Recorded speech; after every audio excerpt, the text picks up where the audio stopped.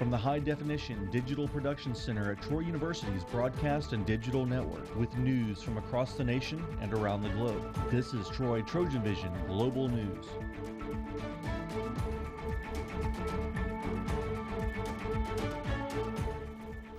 This is Troy Trojan Vision Global News, where we will give you a look at what's happening across the nation and around the world.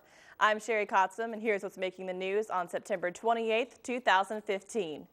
Yesterday was the last day of Pope Francis's historic multi-city tour. In what has already been an eventful week, the Pope maintained his hectic schedule throughout the end.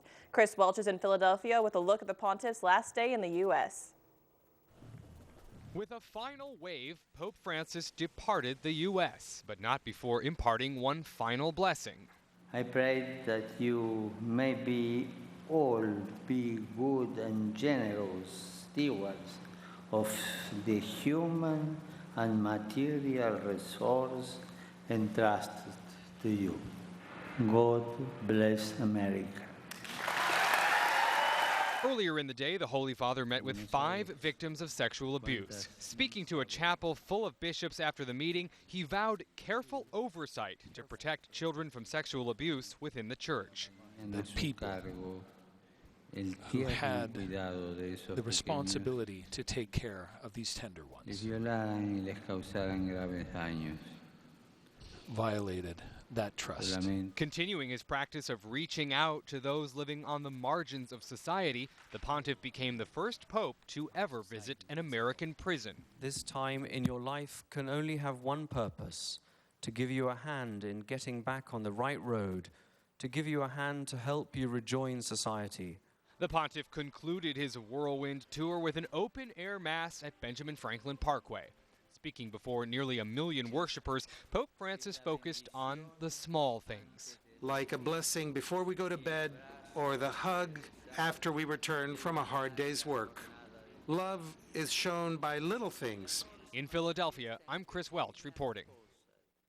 An electronic dance music festival outside Atlanta turned into a soggy mess this weekend. Parking lots and campgrounds at the Tomorrow World Festival were either closed or difficult to navigate.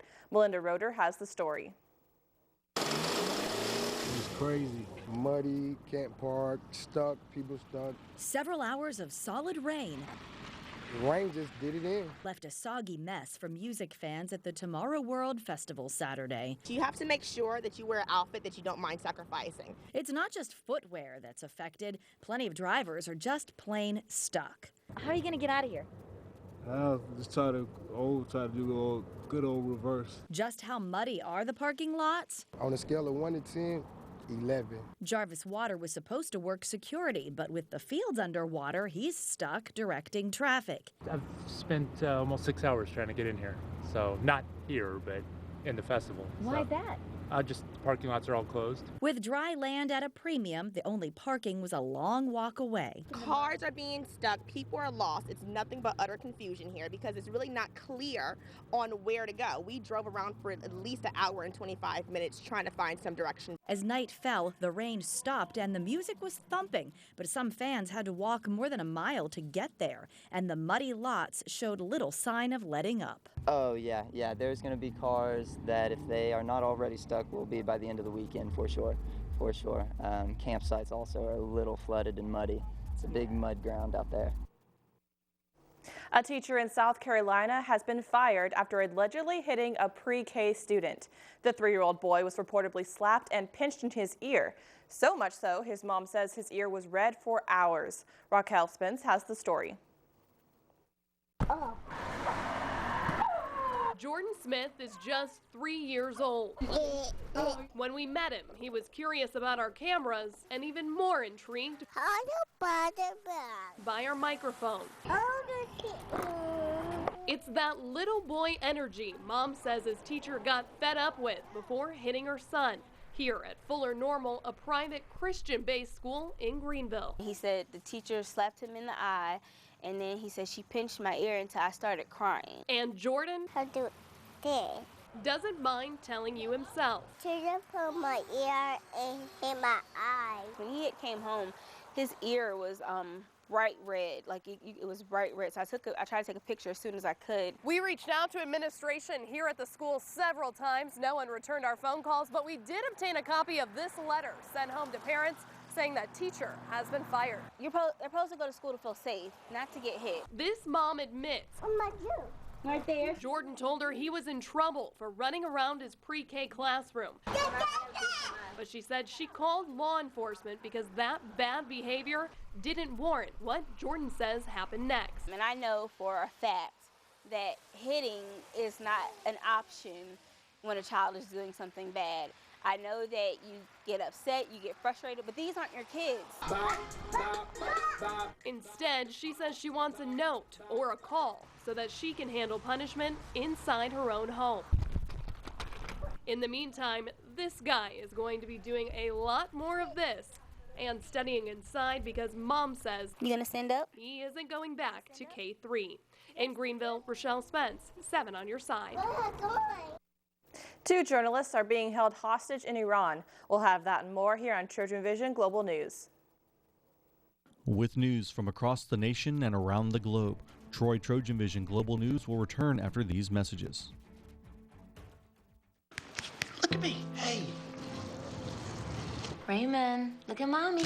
Maybe the light hurts his eyes. Maybe she's just not hungry. Maybe he can't hear us.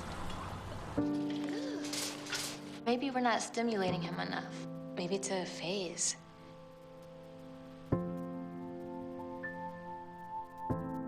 Avoiding eye contact is one early sign of autism. Learn the others today. The sooner it's diagnosed, the better. How can I help my daughter with her reading? Searching for help with Dachshund Reading. How can I help my daughter with her reading? Information on hot water heating. No. Sarah's bright, but when she's reading, she has trouble sounding out the words. World music, playing track now. No. Let me try. Our daughter gets confused about which details in a story are important. Which paper towels are most absorbent? What? Here are 5 product reviews. Why are you not getting me? See, I told you. Wait, I was trying to show you how Sarah feels every day. Frustrating, isn't it? Redirecting to understood.org.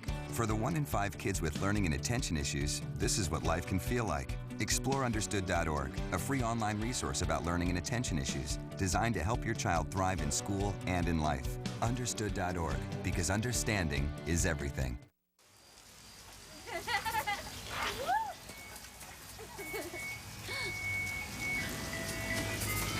Mom, can we get some ice cream? Please, Mom, please. No, we're having dinner soon. Please.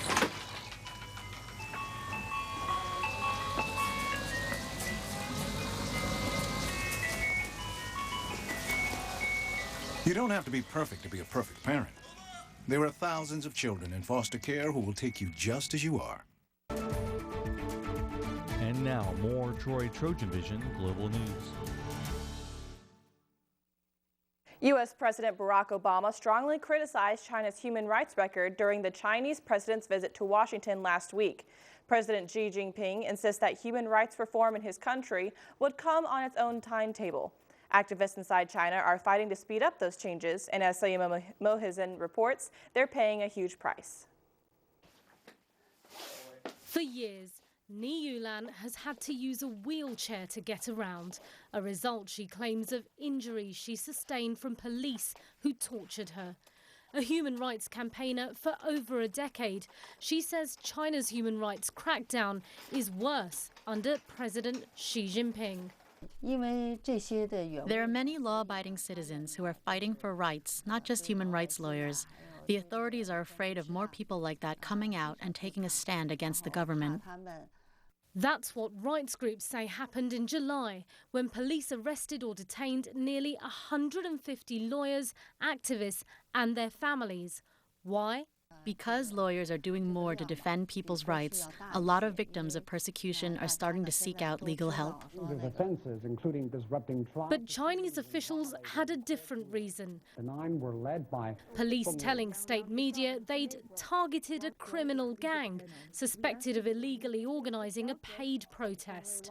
Ni had studied law and became an activist when houses, including her own, were being torn down to make way for the Beijing Olympics. She alleges that she was arrested, detained and beaten while taking photographs of officials carrying out demolition work. A group of cops dragged me into an interrogation room. They put a rope around my neck and tied my hands behind my back. They pinned me down to the ground and pulled me up by my neck. Then I was sent to the detention center. After 75 days in a cell, my hips, spine, and waist were all seriously injured. Chinese authorities deny the torture allegations.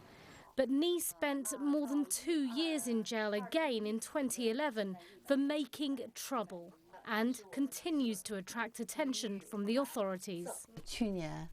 Last year, during the APEC summit, a huge number of police officers trapped us inside our home here. They stopped us from going out, nor would they let visitors in. Ni Yulan told me she and fellow activists appeal to other countries to pay closer attention to China's human rights situation because international pressure still makes a difference, despite China's rising economic might. Simon Mawson, CNN, Beijing. A new video shows Israeli soldiers attacking 2 reporters covering protests in the West Bank. The soldiers smashed their cameras and reportedly tried to cover that up, but as Oren Lieberman reports, another camera recorded the entire incident. When the video begins, Israeli soldiers have already smashed a video camera near the road in the West Bank town of Bet Furik near Nablus. But on Friday afternoon, as 2 AFP journalists walk away, a soldier gets the camera and smashes it again, this time on the pavement. The camera belonged to Andrea Bernardi. He punched on my camera and he broke the microphone. And I didn't have time to hide the camera behind me, that the soldier took the camera from my hand, who was attached at the monopole, and he smashed the camera on the ground first time. Bernardi and Palestinian still photographer Abbas Momani, who came here to cover clashes, decide to walk away.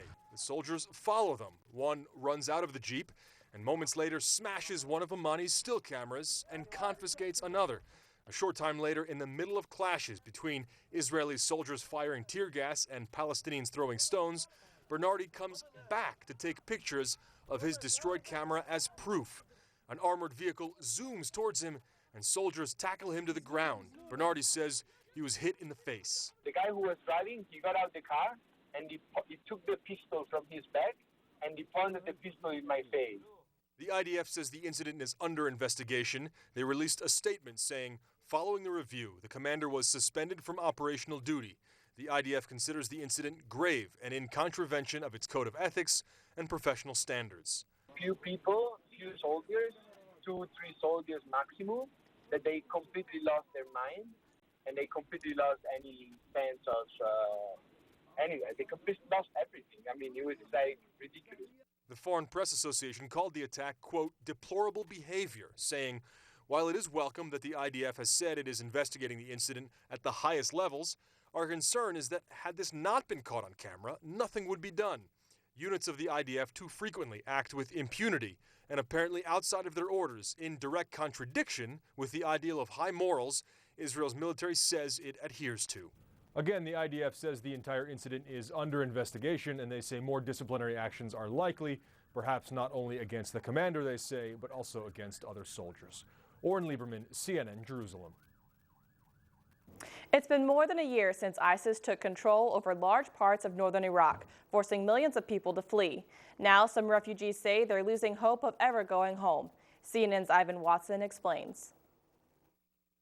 In the summer of 2014, an offensive by ISIS militants sent a flood of hundreds of thousands of Iraqis fleeing north into the semi-autonomous region of Iraqi Kurdistan. And now, more than a year later, most of that population has not been able to return home. So you still have camps like this that are homes to tens of thousands of people who are still living in tents. And you talk to people, they say they have very little hope that they'll get a chance to go home anytime soon. plans and discussion of a possible military offensive by a coordinated force involving the Iraqi central government, Kurdish forces, and the U.S. military, well, they have not taken shape yet. And a sign of the hopelessness among this displaced population is that more and more people from northern Iraq are seeking to join the stream of migrants and refugees that are now crossing borders from Turkey to Greece and heading into Europe, hoping to start a new life, giving up on hope of any peace and security in Iraq and the Middle East. Ivan Watson, CNN, reporting from Iraqi Kurdistan. A new scam is targeting college students. We'll have more on that after the break. With news from across the nation and around the globe, Troy Trojan Vision Global News will return after these messages. You make me wear my bike helmet. Taught me never to run with scissors. You tell me to stay away from drugs. To always buckle my seatbelt. And to follow the swimming rules. You're always looking out for me and trying to keep me safe.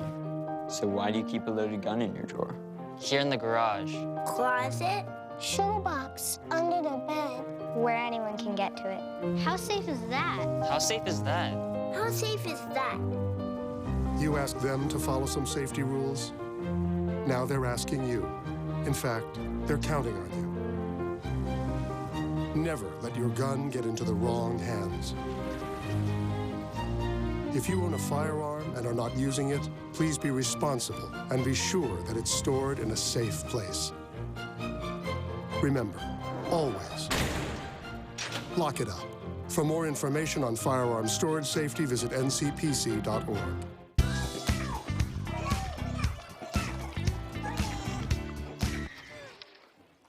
Looks like it's done.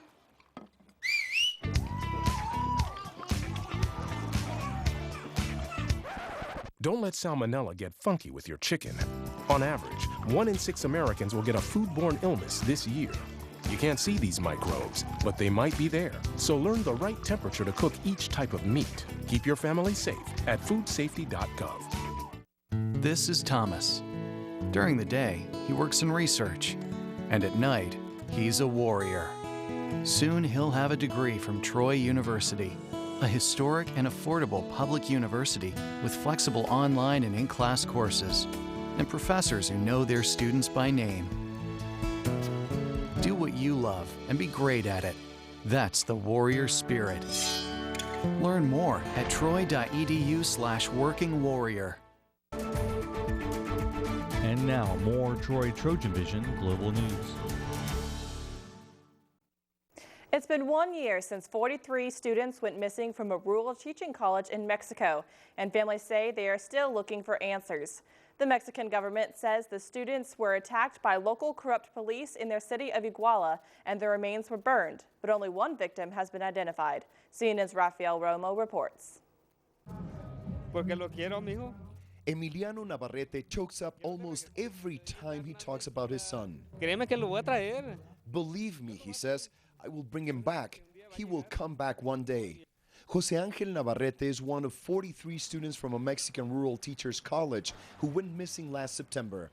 According to Mexican authorities, the students were on their way to a protest when they were attacked by corrupt police officers linked to a drug gang. They were then executed, investigators say, the bodies burnt in a landfill and the remains tossed into a nearby river. But the Mexican government's version was discredited earlier this month by an independent group of forensic experts hired by the Inter-American Human Rights Commission, who say the students could not have been burned in a landfill. For the parents, the news reopened the wounds all over again. ¿Qué pasa, hijo? No. Last year, Emiliano Navarrete told us his son called him on his cell phone as they were being attacked. He still has nightmares. Me duele, me llega al corazón esa... It still hurts in my heart, Navarrete says. The parents haven't stopped looking for their children and haven't stopped protesting across Mexico either, most recently at Mexico City's main square. The parents of the missing say they will continue to protest here in Mexico City and elsewhere until one of two things happen. The students are found alive, or it's scientifically proven that they were murdered. Epifanio Alvarez told us last year he felt in his heart his son Jorge was still alive. Mi corazón me dice que está vivo. Es muy difícil. He still talks about Jorge in present tense, telling us he turned 20 years old on Wednesday. Es como si estuviera yo muerto, no he hecho nada. But he also says that he feels like he's dead inside after so many tears and heartache, waiting in vain for his son's return. Rafael Romo, CNN, Mexico City. October is Breast Cancer Awareness Month, and while people are aware of the disease, many forget to take the steps to detect and prevent it. Holly Furfer has the details in today's Health Minute. Taking steps to be healthy may not prevent all breast cancers, but for most women, those steps can reduce the risks.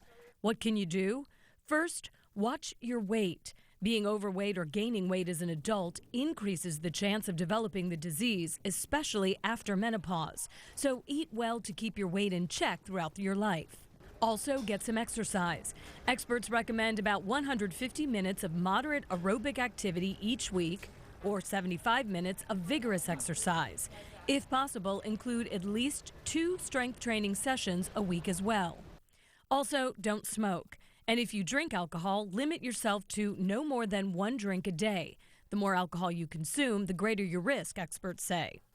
If you're able to breastfeed when you have children, this may offer some protection against the disease. Avoid hormone therapy after menopause if possible. It may raise the risk. In addition to healthy lifestyle habits, it's important to get screened for breast cancer. Early detection may increase the chances of successful treatment. Talk to your doctor about the best screening options for you. For today's Health Minute, I'm Holly Furfer. A heads up for Wisconsin parents with kids in college. The FBI in Milwaukee reports a new phone scam is targeting college students for thousands of dollars. Matt Siegel has more. On Friday afternoons on college campuses, most students are looking forward to the weekend.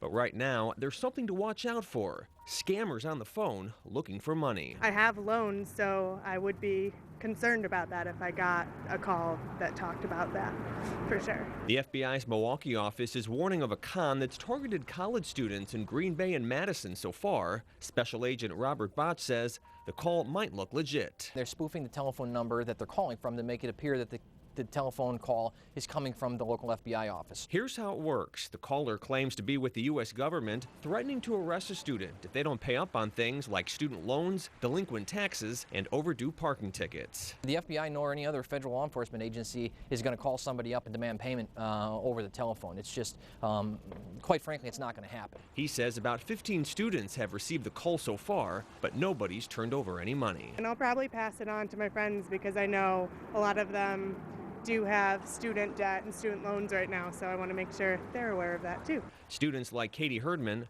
are taking this seriously. One singer's violent past could prevent him from entering other countries. Next on Troy, Trojan Vision Global News. With news from across the nation and around the globe, Troy Trojan Vision Global News will return after these messages.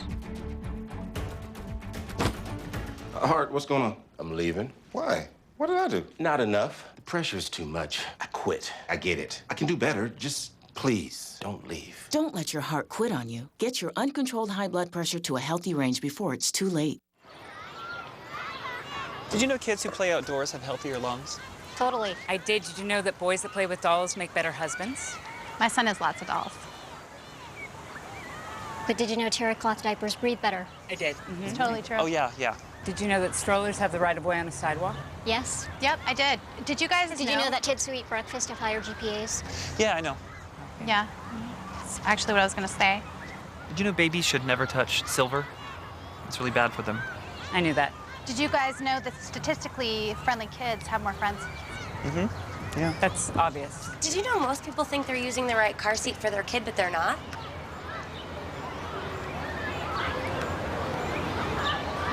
Parents who really know it all know for sure that their child is in the right seat at the right age and size. Visit safercar.gov/the right seat to make sure your child is protected. I'm putting that on my blog. I just put it in mine. Places, everybody. Light check. 1, 2, 1, 2. Everything looks good on our end. And lights. Come alive with the forest. Visit discovertheforest.org to find a forest near you. When I was in foster care, I never knew when I would have to move. So I always had my suitcase ready to go. Then one day, I was adopted. My new parents opened their hearts and home to me. My parents cook my favorite breakfast for me every morning. My parents take me on trips I never thought I would go on. They gave me a home and an even better reason to use that suitcase. My parents aren't perfect, but they're perfect for me. And now, more Troy Trojan Vision Global News. Chris Brown's past might be coming back to haunt him. Meanwhile, Kim Zolciak-Biermann is optimistic about her recovery from a small stroke and who ended up at the top of this weekend's box office. Here's Andrew Spencer with your Hollywood Minute. Australia's immigration minister says Chris Brown might be denied entry into that nation to play a series of December concerts. This because of his 2009 conviction for assaulting his then-girlfriend, Rihanna. The R&B star now has just under a month to present his case for why he should be given a visa to perform in Australia. Reality star Kim Zolciak-Biermann hopes a mini-stroke she suffered Wednesday will not keep her from Dancing with the Stars. In a widely reported statement, the 37-year-old said she's eager to get back to the ABC show. Zolciak is recovering at home after suffering the health scare on Wednesday. Turning to the box office, nothing scary about Hotel Transylvania 2's opening weekend numbers. According to estimates, the animated feature raked in more than $47.5 million in ticket sales. In second place was The Intern with Anne Hathaway and Robert De Niro. Last weekend's box office champ, Maze Runner The Scorch Trials, slid to the third spot. For Hollywood Minute, I'm Andrew Spencer. A Colorado family is lucky to be alive after an elk attacked a car while they were visiting elk herds. Ashley Michaels reports. It's fair to say Matt Dixon knows what he's doing around wildlife. I hunt about 30 days a year. He has the trophies in his living room to prove it, and his favorite game is elk. I usually get one every year. Some might call it karma. Blasted the window. But this year, the Estes Park elk got him. So he came from up here and he just started charging at us, and he came and just boom! And his horns went in right here. It was a bull elk. And I was like, what the? Their son Cameron and his sister were in the back seat. The family went to Estes Park to learn about the animals. We were trying to keep our distance. We don't want to teach the kids like, oh, you go up to them and take pictures. They're wild animals. And totally unpredictable. They say the elk started about 40 yards up the road. He looked like he was going to cross it, but instead, he went, yeah. It ripped off the side view mirror and pierced a hole in the driver's door. This car might be trashed. But no one was hurt. His family says they can laugh about the whole thing now, knowing this could have ended a lot worse. It could have easily hurt somebody seriously or killed somebody. Now they have a different kind of trophy, and it serves as a reminder how lucky they were. He just didn't hit as hard as he could. Not as hard as he could, but he sure did hit hard. We've got great video of a dirty tribute to Van Gogh, a black whopper, and the supermoon. Jeremy Roth has today's Take a Look at This. Check out this tribute to Vincent Van Gogh. The Minneapolis Institute of Art commissioned the landscape art to celebrate its 100th anniversary. It took several months of planning and planting to recreate Van Gogh's masterpiece, Olive Trees. The piece is made up of plants, soil, and mulch. Burger King wants to make your dinner a little bit darker. The Halloween burger goes on sale today, featuring a black bun. The company had an even darker version in Japan featuring black cheese and black ketchup. And people around the world can't stop talking about the supermoon eclipse. The lunar eclipse beamed an orange shadow of Earth across the full moon, which looked extra big because it's at its closest point to Earth. This was the first supermoon eclipse in 33 years. But if you missed it, don't worry, the next one is only in 18 years. For Take a Look at This, I'm Jeremy Rowe. And that wraps things up for us here on Trojan Vision Global News. For a look at what's going on a little closer to home, stay tuned for Troy Trojan Vision Nightly News. I'm Sherry Kotzum. Thanks for joining us.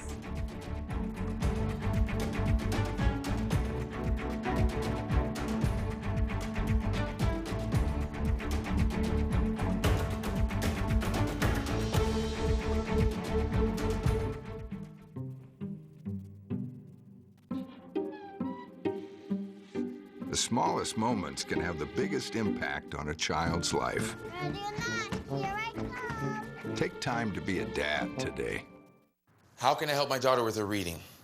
Searching for help with Dachshund Reading. No. Let me try. Sarah's bright, but when she's reading, she has trouble sounding out words. Playing world music. What? I give up. Wait, I was trying to show you how Sarah feels every day. Frustrating, isn't it? Redirecting to understood.org. Join parents and experts at understood.org, a free online resource about learning and attention issues to help your child thrive.